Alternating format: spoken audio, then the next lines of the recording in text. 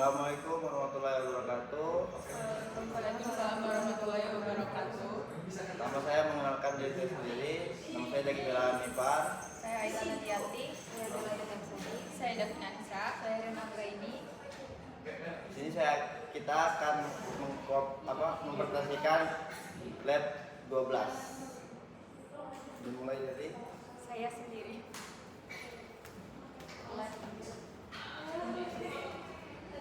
Baik, di sini saya akan menjelaskan modul 12.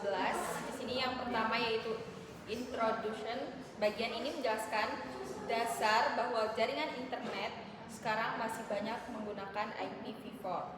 Tetapi mulai muncul masalah karena jumlah alamat IP yang terbatas. Dari sini mulai dikenalkan bahwa akan ada perkembangan ke IPv6 sebagai solusi. 12.1 IPv4 ISO. Materi ini membahas masalah utama pada IPv4, terutama keterbatasan jumlah alamat IP. Karena semakin banyak perangkat yang terhubung ke internet, IPv4 jadi tidak cukup lagi, sehingga dibutuhkan solusi baru. 12.1 Net for IP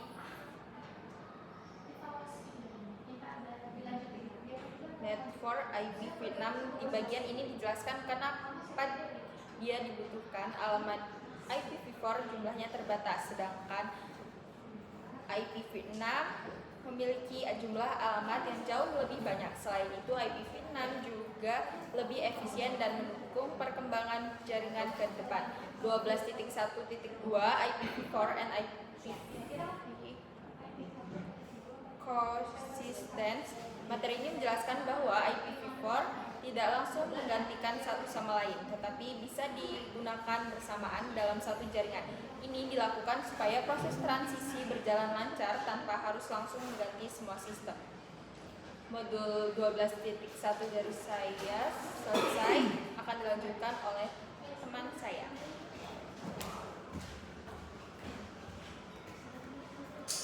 Oke, selanjutnya pada materi ini saya akan membahas cara penulisan alamat IPv6 dibandingkan IPv4. Alamat IPv6 memang lebih panjang karena terdiri dari 128 bit. Supaya lebih mudah dibaca dan ditulis, ada beberapa aturan penulisan yang bisa digunakan.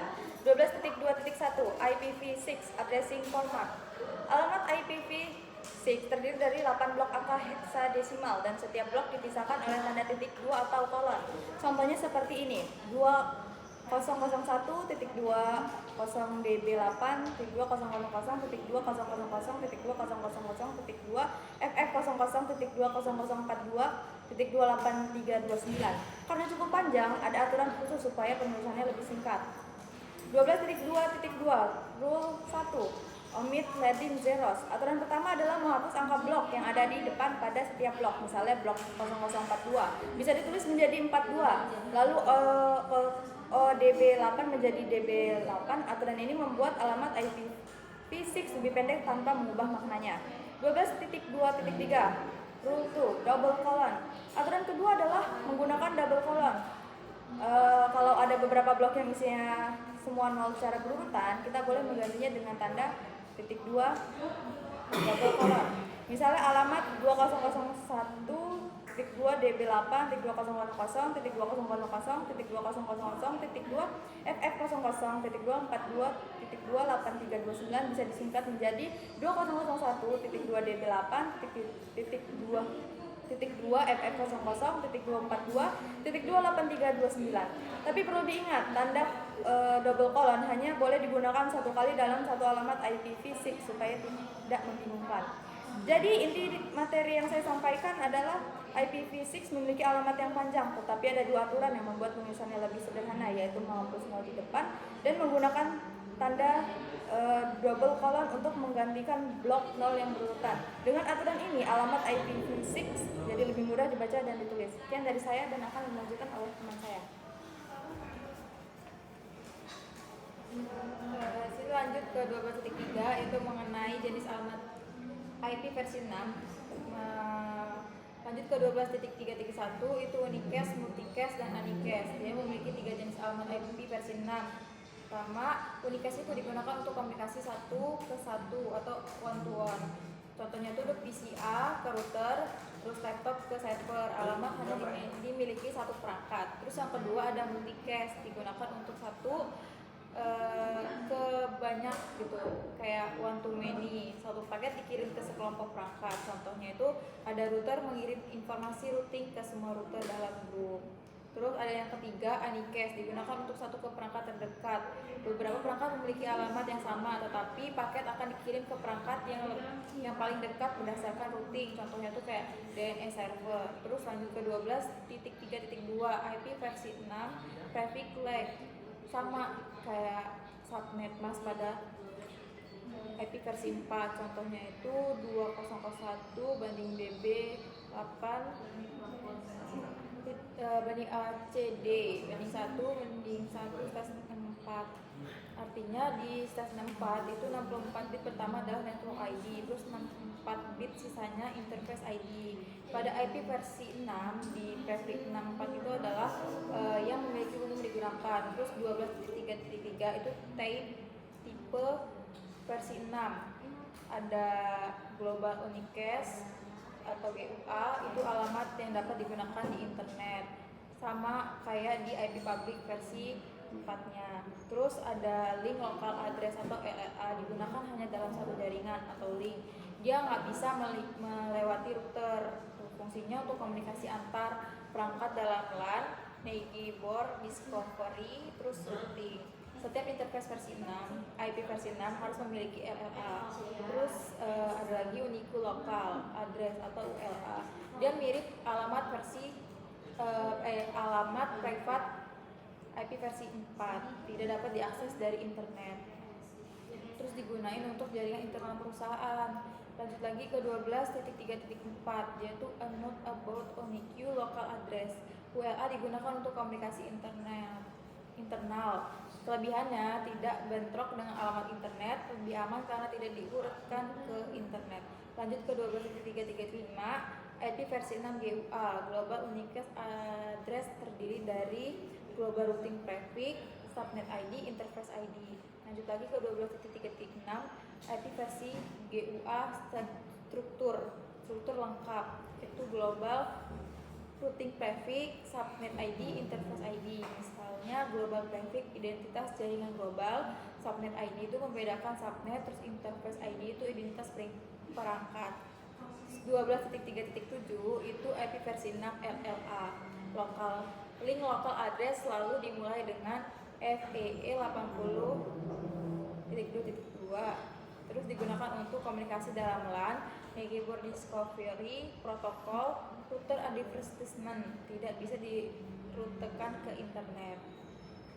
Lanjut ke 12.4 GUA NLA Static Configuration. Ini materi ini membahas cara mengkonfigurasi alamat IP versi 6 secara manual atau statistik. Di 12.4.1 statistik GUA Configuration on a router memberikan alamat IP versi 6 Global Unicast pada interface router. IP versi 6 Unicast routing mengaktifkan router IP versi 6. IP versi 6 address itu memberi alamat IP versi 6. No shutdown itu mengaktifkan interface. Lanjut ke 12.4.2 static GUA configuration on Windows host, itu mengatur IP versi 6 secara manual di Windows. Terus di 12.4.3 static configuration of a link local address memberikan alamat link lokal secara manual. Alamat ini hanya dipakai pada jaringan lokal. Lanjut ke 12.4.4 syntax checker, latihan untuk memastikan penulisan perintah configuration. Jika salah format, perangkat akan menampilkan error. Lanjut ke 12.4.5 paket tracer basic device configuration. Praktik configuration di IP versi 6 menggunakan Cisco paket tracer. Biasanya dia itu menggunakan memberi alamat IP versi 6, mengatur gateway, menguji koneksi dengan ping. Terus mungkin segitu aja dari saya. Kita lanjut ke rekan saya.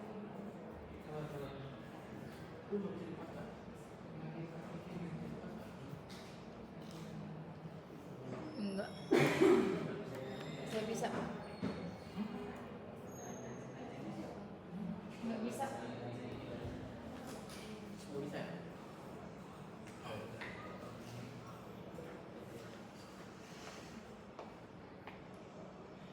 saya akan menjelaskan materi 12.5 yaitu Dynamic Addressing for IPv6 GUA-S. Yang pertama itu ada RS dan RA message, mempelajari mekanisme pesan router solicitation atau RS yang dikirim dari perangkat dan router advanced payment.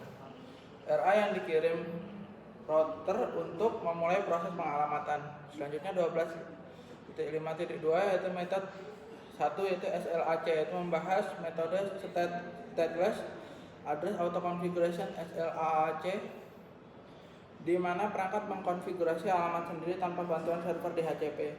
Selanjutnya ada metode 2 SLAC and stateless. DHCP v6 menggunakan SLAC untuk alamat DHCP v6 stateless hanya untuk informasi tambahan seperti alamat server DNS. Selanjutnya ada metode 3 stateful DHCP v6 membahas metode di mana server DHCP v6 mengelola dan memberikan alamat IPv6 secara penuh kepada perangkat. Selanjutnya ada EUI 64 process versus randomly generates. Perbandingan antara pembuatan interface ID menggunakan metode EUI 64 berbasis MAC address dibandingkan dengan pembuatan acak. Selanjutnya ada EUI proses, yaitu penjelasan mendalam mengenai langkah-langkah proses EUI 64 dalam membentuk interface ID. Selanjutnya ada randomly generate interface IDS, mempelajari mekanisme perangkat membuat interface ID secara acak untuk meningkat privasi.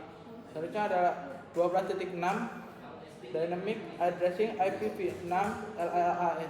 Dynamic LLAS memahami konsep dasar dan pentingnya link local address LLA yang dibuat secara dinamis dalam komunikasi IPv6. 12.6.2 yaitu Dynamic LLAS on Windows. Cara sistem operasi Windows mengkonfigurasi LLA secara otomatis pada antarmuka jaringan. Selanjutnya 12.6.3 Dynamic LLA on Cisco routers, metode khusus yang digunakan oleh perangkat router Cisco untuk menghasilkan LLA secara dinamis. Selanjutnya ada 12.6.4 Verify IPv6 address configuration. Perintah dan metode untuk memverifikasi apakah pengalamatan IPv6 sudah terkonfigurasi dengan benar pada perangkat. Selanjutnya adalah Center Checker Verify IPv6 address, yaitu artinya menggunakan Center Checker mensimulasikan verifikasi konfigurasi IPv6. Selanjutnya akan dijelaskan oleh teman saya.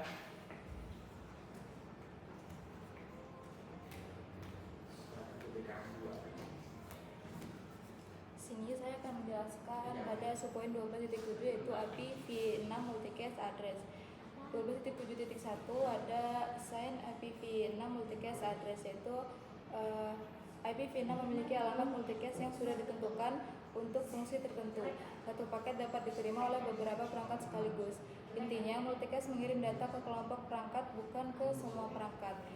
Lalu ada 12.7.2 yaitu IPv6 multicast address. Nah, beberapa alamat multicast memiliki fungsi khusus, yaitu FF02 untuk semua host, FF022 untuk semua router. Nah, alamat ini mempermudah komunikasi dalam jaringan IPv6.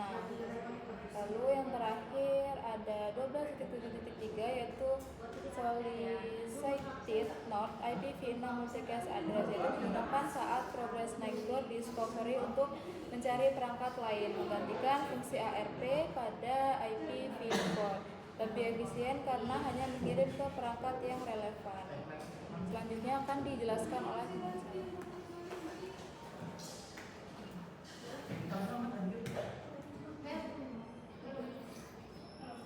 Materi 12.8 Subnet and IPv6 Network. Subnetting IPv6 adalah proses membagi satu jaringan IPv menjadi beberapa jaringan yang lebih kecil, subnet. Tujuannya untuk mempermudah pengelolaan jaringan, meningkatkan efisiensi routing, serta memisahkan jaringan berdasarkan divisi lokal atau fungsi. Pada IPv6, alamat terdiri dari 128 bit yang dibagi menjadi 3 bagian. Yang pertama, Global Routing Prefix, menunjukkan jaringan utama yang diberikan ISP. Subnet ID, digunakan untuk membedakan setiap subnet dalam jaringan. Interface ID, mengidentifikasi perangkat host pada subnet tersebut.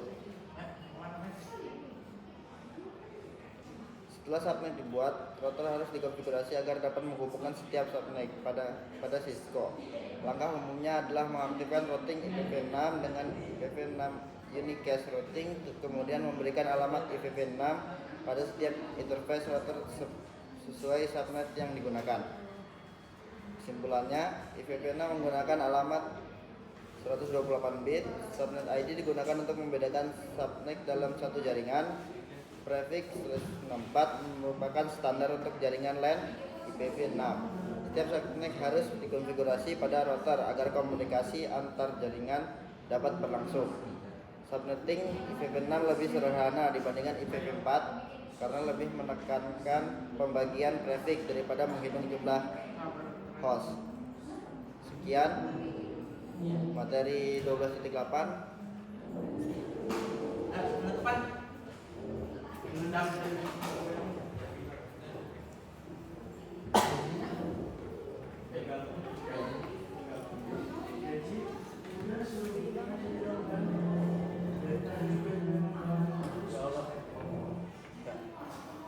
Sekian presentasi dari kami. Kurang lebihnya kami mohon maaf jika ada salah kata atau perbuatan. Saya akhiri. Wassalamualaikum warahmatullahi wabarakatuh.